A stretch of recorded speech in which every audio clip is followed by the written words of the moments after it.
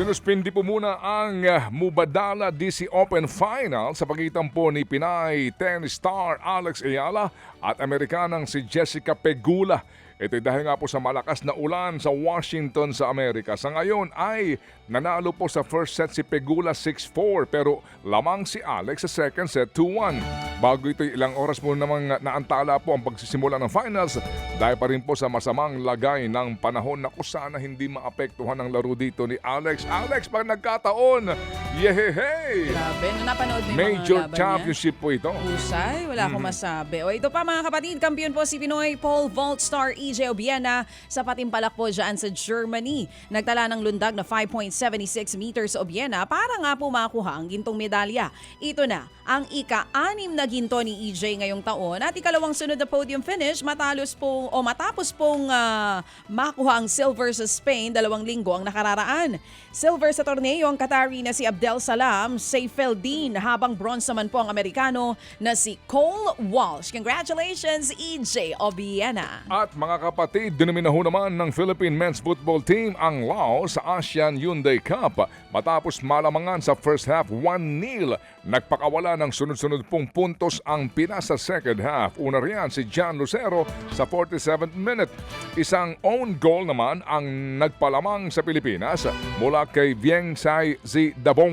Pinalaki pa ng Pinoy ang kalamangan matapos po ang goals ni Jarvie Gayoso sa 60th at Daisuke Sato sa 88th minute.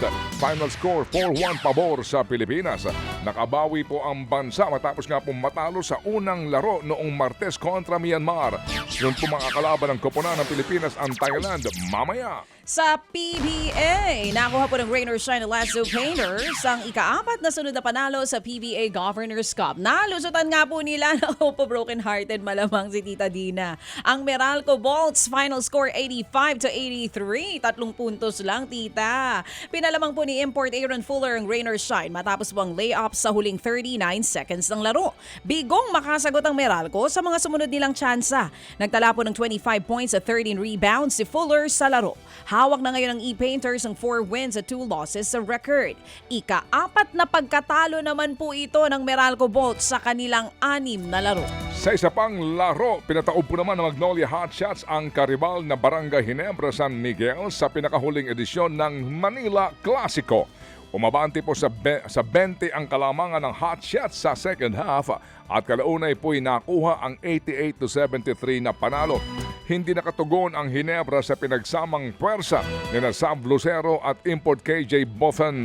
Kapwa nagtala ng double-double ang dalawa sa naturang laro. Meron 24 points at 10 rebounds si Lucero habang 23 markers naman at 11 boards ang ambag ni Boffen.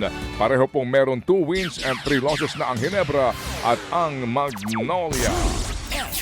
Mga kapatid, patuloy po kayong tumutok sa 105.9 True FM para sa totoong balita, impormasyon, music and entertainment. Mag-subscribe sa aming YouTube channel at podcast at sundan nyo kami sa Facebook, Instagram, X at TikTok sa True Network PH. Bisitahin din po ang aming official website, truefm.ph.